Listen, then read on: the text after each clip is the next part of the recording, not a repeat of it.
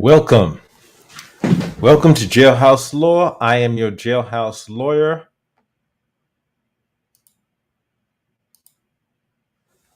Aaron.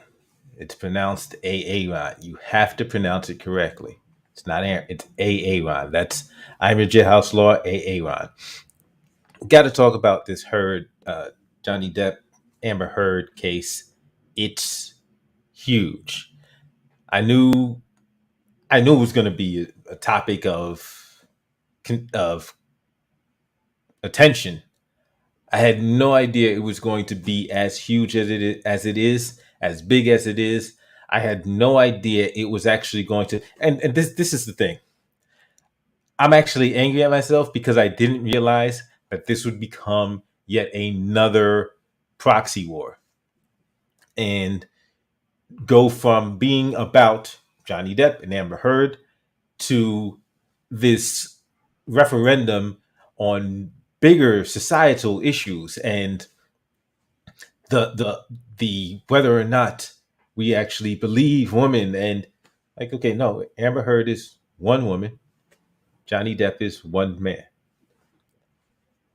Maybe I'm absurd to one think that's where it should stay. I know I was definitely absurd to think that's where it would stay. I don't think I'm absurd to think that's where it should stay.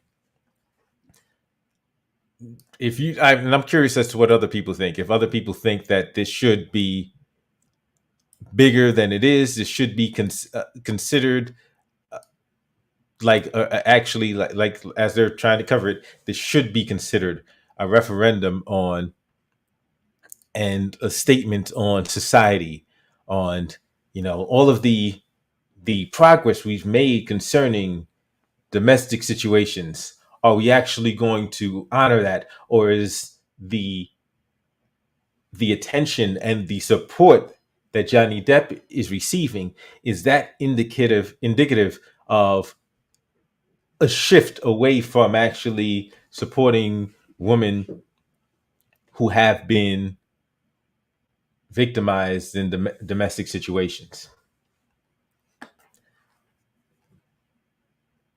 So one of the things I'm going to talk about is actually this Vox article that I've read recently on the subject, because this this is where this author is putting it. This author is saying this is bigger than just Depp and Heard.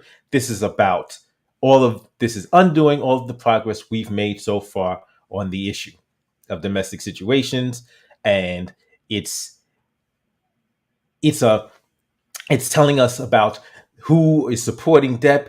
It says something about these individuals that, calling them alt right, calling them just there appears to me to be no nuance. There appears to me to be no attempt to just realize, okay, these are two individuals, and maybe people feel a certain way because of the specific facts and situations between these two individuals. And this isn't about, oh, you're evil if you support this person and you're evil if you support that one. Because I've actually seen my perspective adjusting in terms of when I've seen the way certain individuals will cover this. So I've seen certain individuals cover this, and I'm like, okay, I think I understand where this individual is coming from. Now, to be fair, this author is not the individual that I'm referring to in that case. But hey, maybe there's other things that will provide more insight as to why this author covers it this way. But let's get into it. So this Vox article uh, that I'm talking about by Aja Romano, and it's why the Depp Heard trial is so much worse than you realize. Why the Depp Heard trial is so much worse than you realize. And I'm like, okay, what I've found from the Depp Heard trial is that you're dealing with, this was a very toxic relationship. Like, the lesson that should be learned from this is, if you're in a relationship like this, get out immediately. Immediately. Stop trying to delude yourself into thinking, oh, we could like no, just get out and find some find some support for yourself before you get into another relationship. Because if you're in a relationship like this was a horror show of a relationship. But from the very beginning, the subtitle of this article paints it says Amber Heard is just the first target of a new extremist playbook. Amber Heard is just the first target of a new extremist playbook. And I'm like, okay, so you're if from the title, I'm not expecting nuance. I'm not expecting any attempt to actually break down the intricacies of this case. It's like, okay, you're Team Amber. That's what it appears to me. There's times during this article that I say, okay, maybe I was wrong, and then, well, let's get into it. So she talks about this this hashtag. She talks about this hashtag.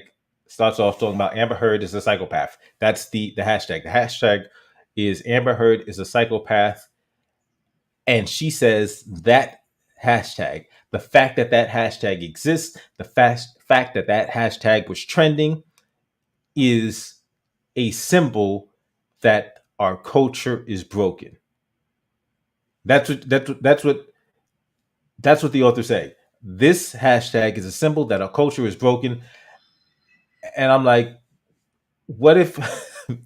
Let just bear with me here. Just bear with me, just a little bit. What if Amber Heard is a psychopath? I'm just saying that. Let's just stop and think that. What if? Let's just provide for the possibility that maybe Amber Heard isn't a nice person. Maybe Amber Heard isn't a good person. Maybe Amber Heard isn't some just unwitting, un innocent individual who was preyed upon and just the victim of a monster that is Johnny Depp. Maybe. But like I said, from the very outset, I'm not expecting nuance from this article. So by saying Amber Heard is a psychopath means our culture is broken. Okay, clearly we understand what side you have chosen to take. And she goes further now because now says, okay, this is a referendum on the Me Too movement.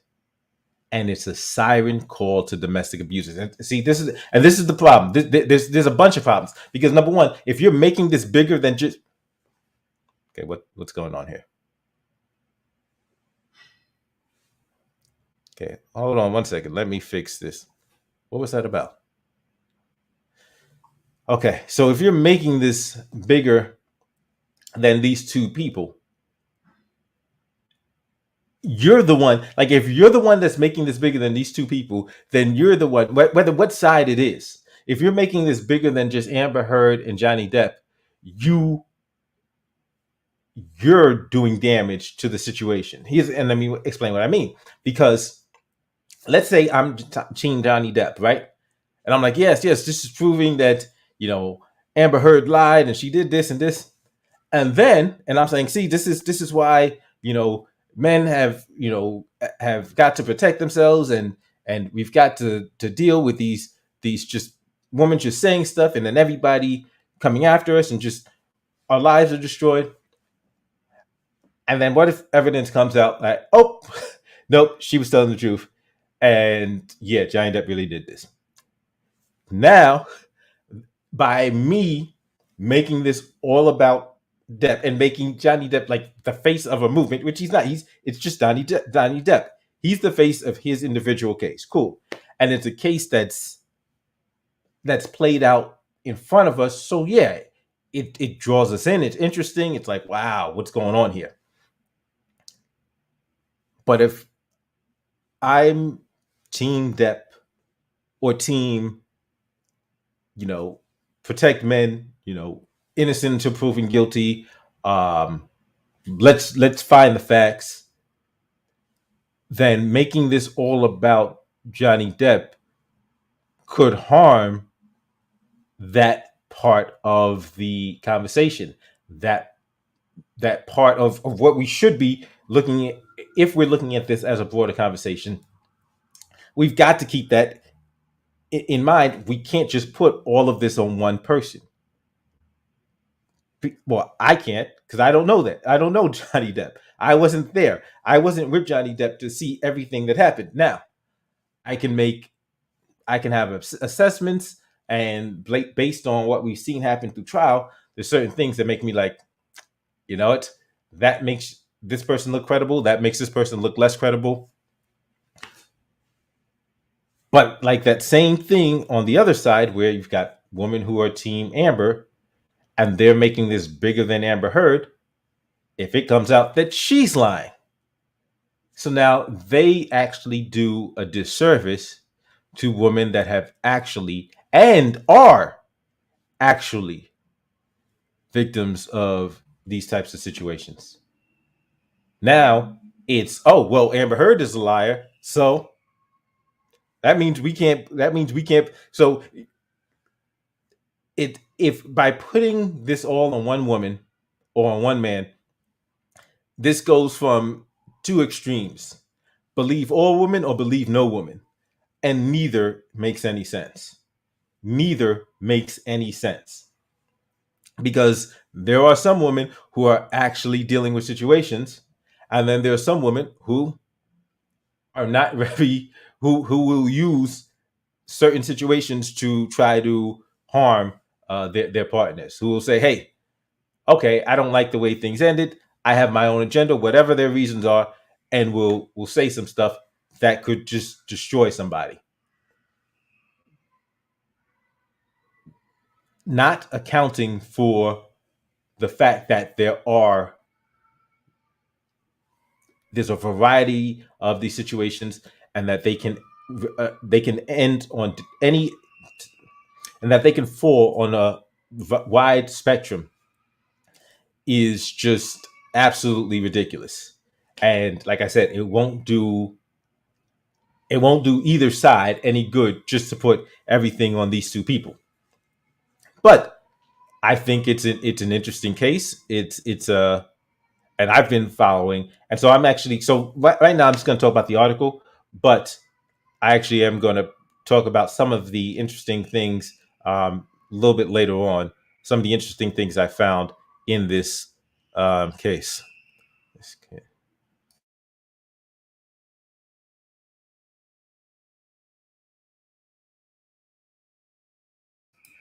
Okay, so after calling this a referendum on Me Too, she starts talking about bots. There's lots of bots, and so you've got, she's talking about how there are multiple researchers that have looked into it and realized, and that have concluded that the pro Johnny rhetoric is being pushed by bots. That's what some multiple researchers have said, according to this author. And but the author then points out that a different researcher found more, that there were more pro Amber bots than pro Johnny bots, which is interesting, because that belies the narrative of, oh, this is all, right wing extremists and right wing, this right wing machine that's pushing this anti Amber message, this pro Johnny message. And I'm like, wait a minute, the other side has bots too. The other side pushes propaganda too. Like, so let's not forget about that. I've watched Twitter and social media be used to push agendas for the longest time. But she says men rights activists in the manosphere want to destroy all women who make these accusations against men. And I'm like, the because one of the things that she says in this article is about the lack of nuance. And that statement is just a testament to having no nuance. Men's rights activists in the manosphere want to destroy or women who accuse men of abuse. That's absolutely absurd. That is absolutely ridiculous.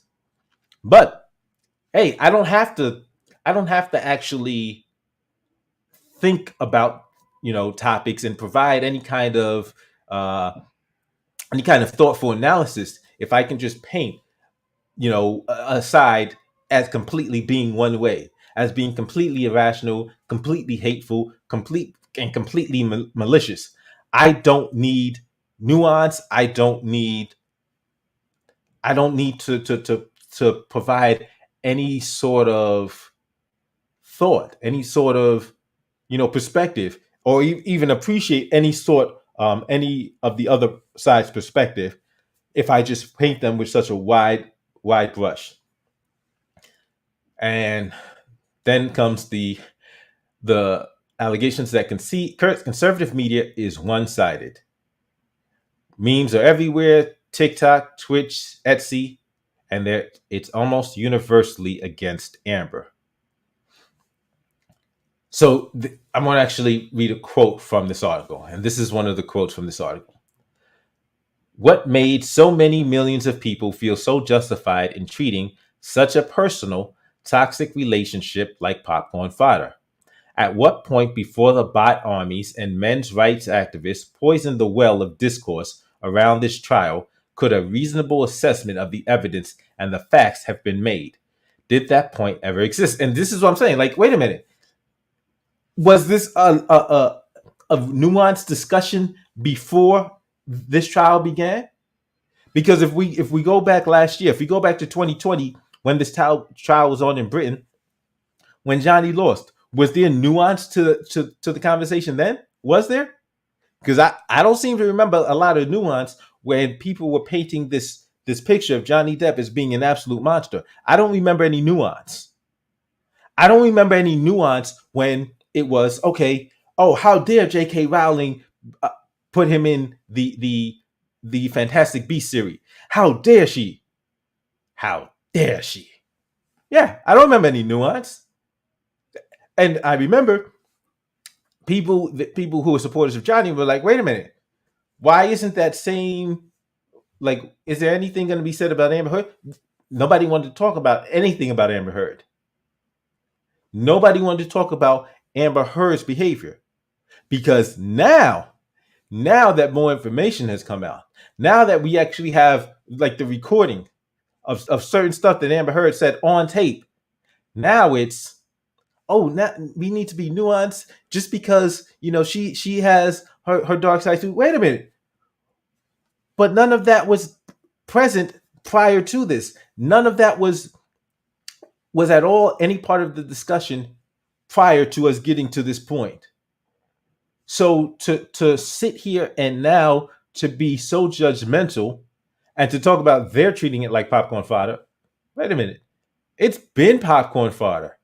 However, it was all good to be popcorn fodder when Johnny Depp's career was getting tossed away. When Johnny Depp was painted as a monster and just toss him away, we don't need to hear from him anymore. So another quote from the article. By now, after years of political disinformation campaigns, we're used to social media's natural ability to contort reality. This one got me. This statement got me. Here's why this statement got me. Because this is what I'm talking about. Like this tie-in of this is about,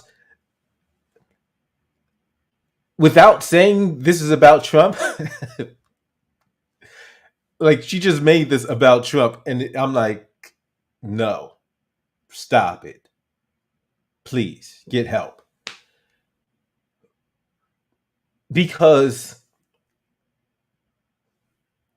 political disinformation campaigns, number one, did not begin with social media, and they did not begin with Donald Trump. And with some of the news that's come out over this past couple of days, in fact, I'll probably do a story on that, because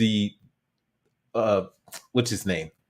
I think it's Robbie Mook, the Hillary Clinton's former campaign chief, has revealed some information about her role in Russiagate, which is wow, interesting. But if we want to talk about political disinformation campaigns, it didn't start with social media. It didn't start with, just the past couple of years. This has been the norm. Using media to push to using media to push propaganda is what the powerful have done. Period. So to act like now there's something different because it's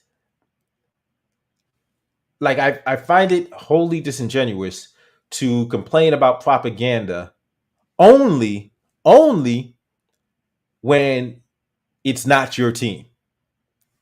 When it's your team pushing propaganda, all of a sudden it's not propaganda and you don't have a problem with it. But when it's the other team effectively pushing propaganda, now all of a sudden you have a problem with it. And now all of a sudden, oh, it's something that needs to end. I can't take it seriously. Let me see if I can do something with this camera.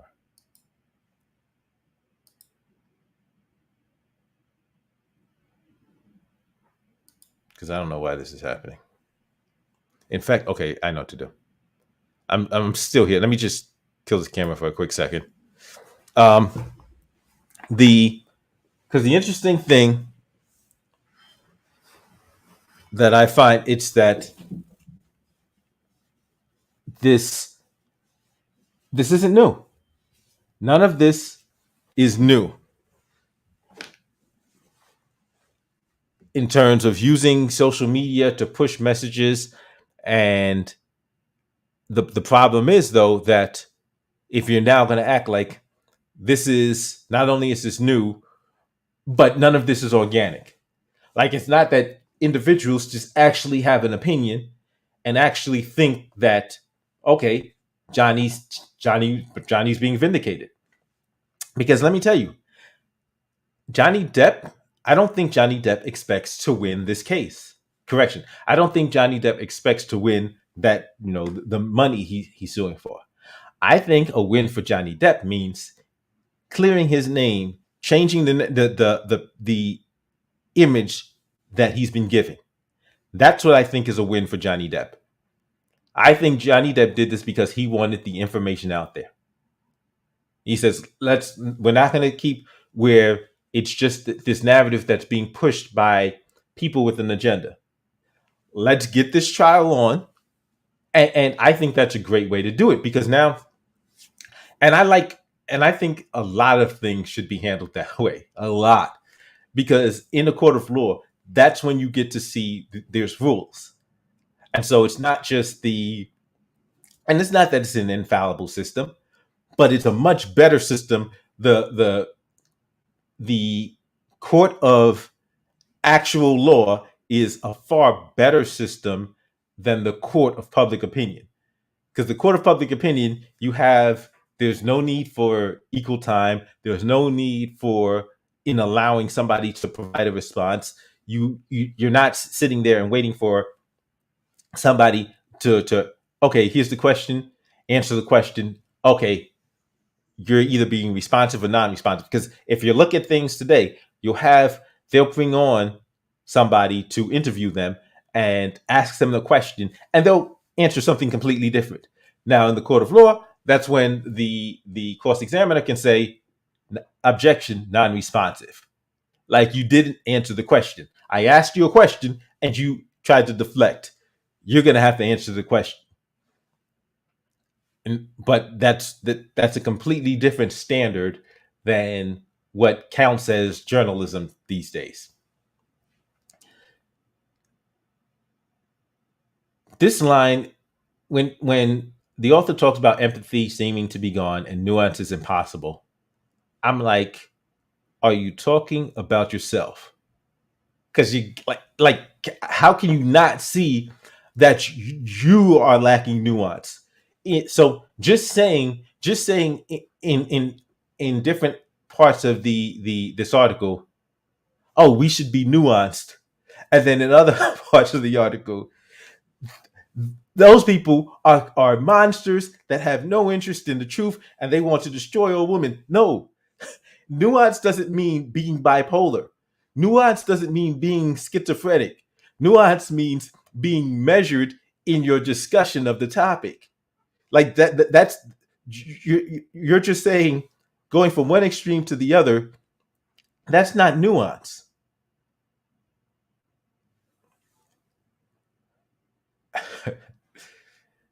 So she has another paragraph where here's the quote. I'm gonna read the quote for you. Again and again, over the course of the trial, basic human empathy seems to have completely flown out the window. More than that, nuance feels impossible, and there doesn't seem to be room for even the reality of the situation. The contours of the abuse were well established before the 2018 opinion column Depp is suing over was published. The basic facts of this case have gotten their day in court once already, having been heard in a British court in 2020, with a judge finding in Heard's favor. But the basic, well-established facts do not seem to matter.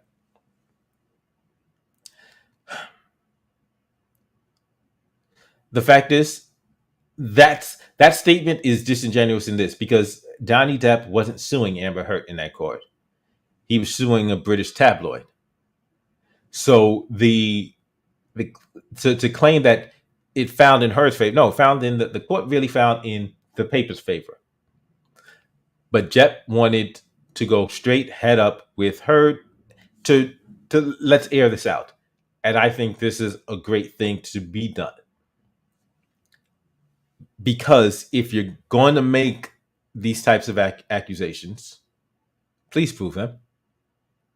If you're going to say these types of accusations against you are false, please prove it. Because this he said stuff, he said, she said stuff, this isn't cutting it. Like he and she can say anything.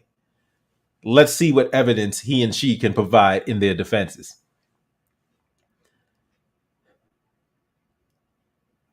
The internet culture vilification of Heard is troubling. This isn't the internet culture vilification of Heard. This is her statements. This is the reality of this is and you know what it is? This is less about Heard than it is about the media machine that wanted to paint her as this innocent victim and him as this horrible monster. That's what this is. Because once you've tried to paint this picture, if you knew it wasn't true, you've actually done a disservice to any nuance. Because if there was nuance that you knew existed prior to us getting to this point, and you chose not to cover the story with any nuance, you're the problem. Because that's what people are reacting to. People are reacting to the fact that you painted a picture that wasn't true. So it's not even about a vilification of Heard. It's about a false image of Heard that many in the media were pushing forward because they wanted to make this about more than Heard. Like they really want to make this more than Heard. This was a political, and it does then indicate how much of this nonsense was tied to politics. Really.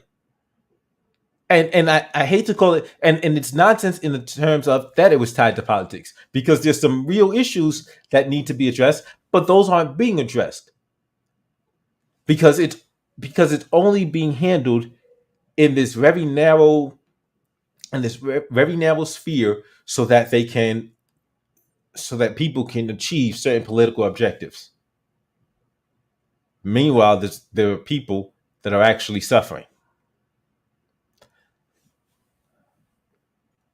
This article talks about the alt-right being invested in this case.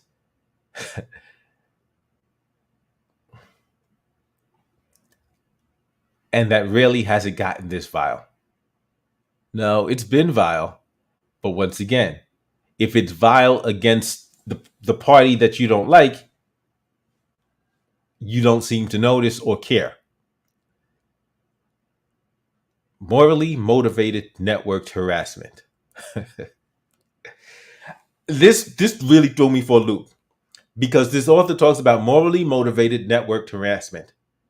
And that means that a group of social media users justifies abusing their somebody with an opposing viewpoint if they feel they are morally right.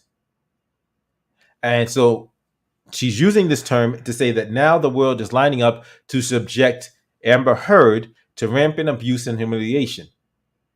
And then she says, this is what Johnny Depp wanted. So, number one, there's 2 points. To claim that, to be oblivious to the fact that what you're talking about with this morally motivated network harassment, you can't see that in your own behavior. You can't see that from the behavior of a different side of the aisle. You can't see any of that. You can't see that you have had no problem humiliating Johnny Depp just based on what you've heard of the case. You can't see that. But now you can claim, oh, well, they're the morally motivated network of harassers. No. You're talking about yourself, but you don't even seem to realize it. You don't even seem to realize it. And then the mind reading. That's what Johnny Depp wanted. Like, how do you know what Johnny Depp wanted? Are you psychic? Like, do you have the ability to read people's minds, and you've read Johnny Depp's mind to be able to know, yes, this is what he wants. He wants to destroy her. He wants to humiliate her and abuse her. How do you know he doesn't want the truth to come out? How do you know he doesn't want the entire truth to be told? How do you know that? How do you know he doesn't feel manipulated and exploited and now say, okay, listen, I want everything out in the open? How do you know that?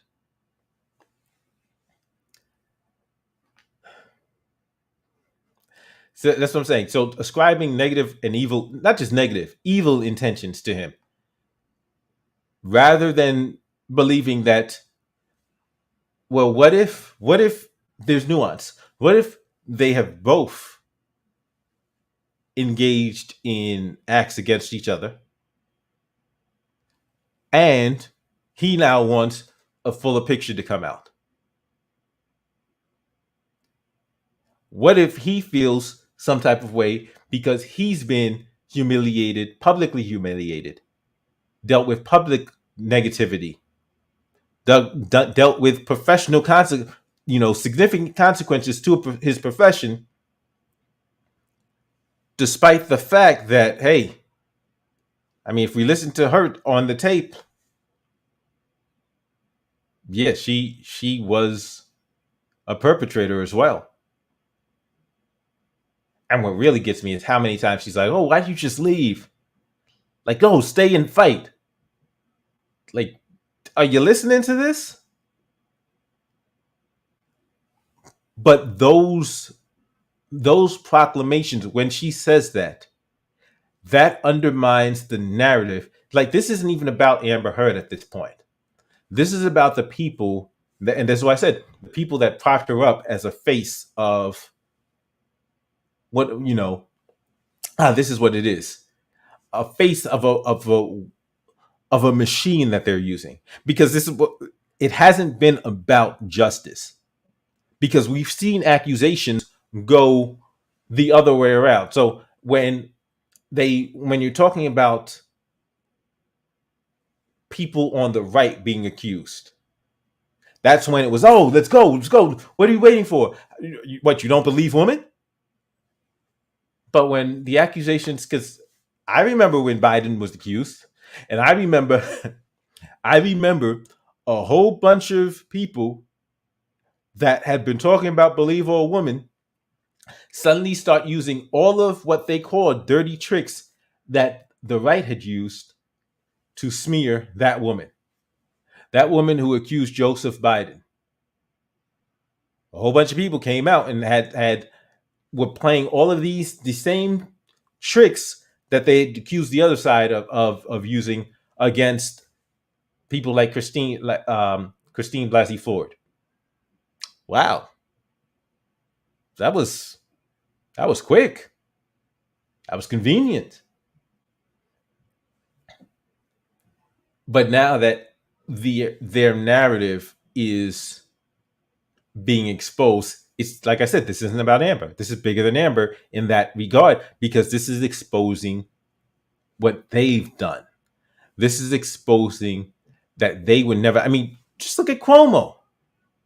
And even right now, there are people who are still will still try to defend Andrew Cuomo, despite the fact that because there are people that will now say, "Oh well, he wasn't charged, he wasn't convicted of anything." See, they dismissed the charges. Let me tell you what did happen with Cuomo. He admitted to certain things that. Okay, by the way, I'm in New York. Thanks to Andrew Cuomo, there was a law, and it's still in effect, that every year, every business in New York State has to provide harassment training. So, training to educate and to make it clear to every employee in that business what is and is not acceptable, what is considered harassment and is not, what is considered harassment and, crossing the line in the professional setting. Every year we have to go through this training. And every year, every employee has to sign off that they have taken this training. Andrew Cuomo made that law in New York State. Andrew Cuomo was violating, by his own admission, the things he's saying. So even if you don't agree, even if you don't believe the most severe stuff about Andrew Cuomo, the stuff he admitted to say, "Oh, I was just being friendly. I was just being playful." Dude, did you watch your own training? Did you watch the training that you made every person in New York State have to go through? Because that alone is reasoning, is ample grounds for his firing. Even though he didn't get fired, he resigned. That alone would have been ample grounds for him to be fired from any business that had to go through that, because he was violating the very rules, the very training that everybody in New York State had to go through. But it was a whole different approach to that.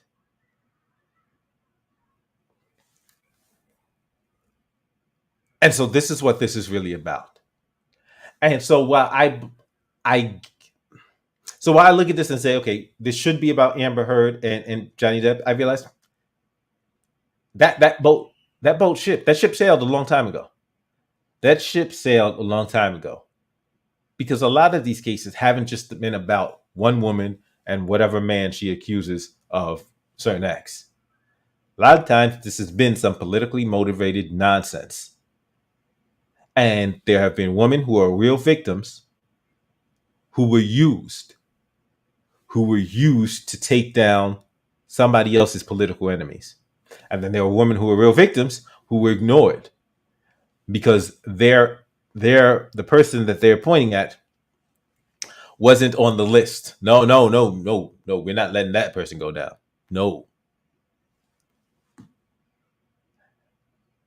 And so, yes, like I said, this is bigger than Johnny Depp and Amber Heard. It's been bigger than Johnny Depp and Amber Heard for a while.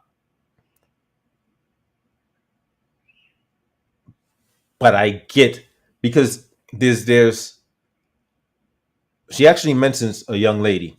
I'm not going to name the young lady. I actually went to her Twitter thread and was like I reading some of the things in her Twitter thread. I I feel for her because she talks about abuse and like Revy, and she's not even getting specifics about her particular situation, but she says like that she's gone through these things, and as I'm reading, I can feel so much pain and trauma, and I'm like, you know what? I can get why this young lady would see things a certain way. That's where the nuance is. I can get, like, I see things a different way. I can get why she sees things a different way. Having suffered certain things, I get it. And I'm like, for those individuals that want to look at this with nuance, there's a lot of men out there who've suffered under false accusations. Can you understand why they see this in a different perspective? I'm just saying, hey, yes, it's gotten bigger than Johnny Depp and Amber Heard. That ship has sailed. Doesn't mean we can't have nuance. Doesn't mean we can't look at this with some perspective and have empathy for others. But that's just my 2 cents. Thanks for checking this out. I'll probably, in fact, I'm going to be doing just a breakdown of some of the things that really stuck out to me in terms of what Amber Heard has said. Because, like, I've seen people talk about certain things, but there's certain parts of her testimony that I really wanted to get into, and I was like, that was particularly telling. So I'll be getting that video out very shortly, and I don't know if I'm going to be covering the trial at all tomorrow. I might cover it for a little bit, but thanks for checking this out. And as always, thanks for checking out Jailhouse Law. I will see you next time.